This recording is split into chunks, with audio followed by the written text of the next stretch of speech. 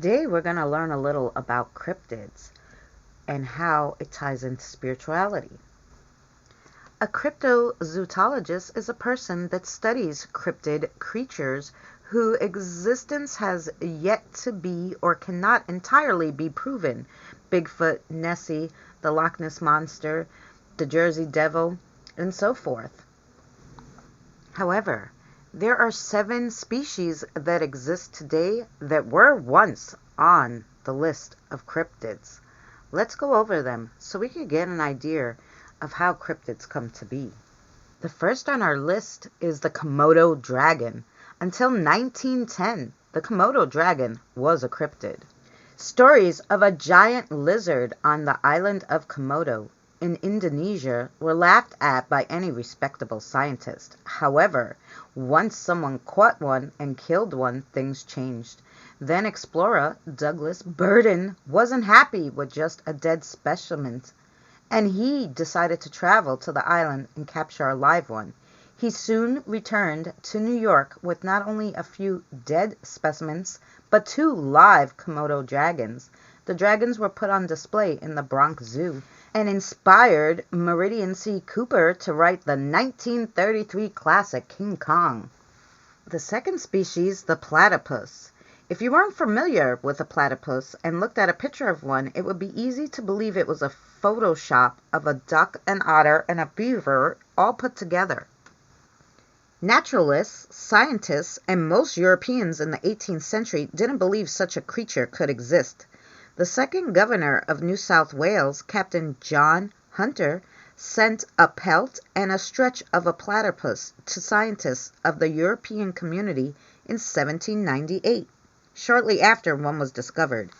Zoologist and physician Robert Knox was convinced it was a hoax and that the pelt was made by some Asian taxidermist. He even convinced biologist and zoologist George Shaw, who at the time believed platypus could be real, to take a scissor to the pelt and find the stitches. Several years later, after many expeditions, the platypus was proven to be real. Number 3, the okapi, also known as the forest giraffe. The okapi is a blend of a zebra, donkey, deer, and antelope, yet its closest genetic link is to giraffes. Europeans in the 18th and 19th century called this animal the African unicorn because okapis are rarely seen and are extremely hard to find. They were classified as a cryptid for many years. In 1901, Sir Harry Johnson found an okapi skeleton and skin and sent it to the British Museum, where it was classified as a new species. Number 4, the gorilla. I bet you didn't expect to see gorillas on the list. In fact, most European explorers thought that gorillas were monster-like. The first attributed sighting of a gorilla by a non-African person was made in the 5th century BC by Greek explorer Hanno. Most scientists today believe Hanno was describing either a chimpanzee or a baboon from his account. However, his interpreters called the creature he saw a gorilla. Another explorer, Andrew Battle, recounted seeing a human-like monster visit his camp every day in the morning after he left. Yet gorillas remained cryptids until 1847, when Thomas Savage found gorilla bones in Liberia. Thomas and Geoffrey Waynes wrote a formal description of the new species, calling it gorilla. One species, the mountain gorilla, stayed a cryptid until 1902 when German Captain Robert van Binger first identified one. Number 5, giant squid. Many people still consider the giant squid to be a cryptid. Similar to most cryptids, which tend to live in habitats that are difficult for humans to find, giant squid live deep in the ocean. The first image of a giant squid was taken in 2004 by researchers in Japan, and in 2006, scientists from Japan's National Science Museum caught a live 24-foot female giant squid. Every few months, there's another news report of a dead giant squid washing ashore. Even though some people consider the giant squid to be a hoax, the scientific evidence says otherwise. Number 6. Banda Jesu is one of the ancestral spirits of the Mun people in western Papua New Guinea. It ties to their mythology, and that's what made the Banda Jesu a cryptid for many decades. It wasn't until the 1980s that Tim Flannery, an Australian scientist, took the first picture of a Banda Jesu. Mr. Flannery identified the animal as a tree-dwelling marsupial that looked like a tiny man. It has black and white fur and even walks around on 2 legs. Unfortunately, since it's been discovered, it's been added to the endangered species list. The 7th and final species on our list is the kangaroo. It's hard to believe that the kangaroo was once a cryptid. The first description of the kangaroo was made by Amerigo Vespucci in 1499 when he was traveling along the southern coast of Australia. He described the monstrous beast with the head of a fox, the hands of a man, the tail of a monkey, and a bag that carried its young.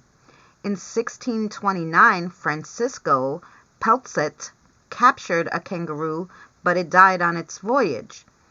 It isn't until Sir Joseph Banks rediscovered the kangaroo on Captain Cook's voyage in 1770 that the kangaroo changed from an enjoyable cryptid myth to an actual species. In 2011, a 13-year-old boy found a fossil of a skull in a boulder in California. 11 years later, paleontologists discovered it was a new species that lived in California about 5 million years ago. It was a toothless walrus. If this walrus was seen today, would it be considered a cryptid? Who knows? So, what did we learn? Well, cryptids are species of animals that scientists have not proven to exist yet. Now, I know your next question is going to be, well, can they be spirit? Well, yes. Just imagine a species that we never discovered in our lifetimes, and they're now spirit animals. Would you know them? Would they be cryptids? Or is Nessie, for example, really a water elemental? Will our favorite cryptids be added to our actual species list one day? The field of cryptozoology shows us there's a lot of animals on our planet we don't understand. But just because we don't understand something doesn't mean it can't exist. Earth is a beautiful planet filled with all kinds of weird, creepy cryptids lurking where we least expect them. So spiritually, it all comes down to your faith, whether cryptids are fact or fiction. Thank you so much for joining us for another spiritual learning video. I hope you enjoyed this. Check out our playlist, Spiritual Learning, for more. And we'll see you again soon.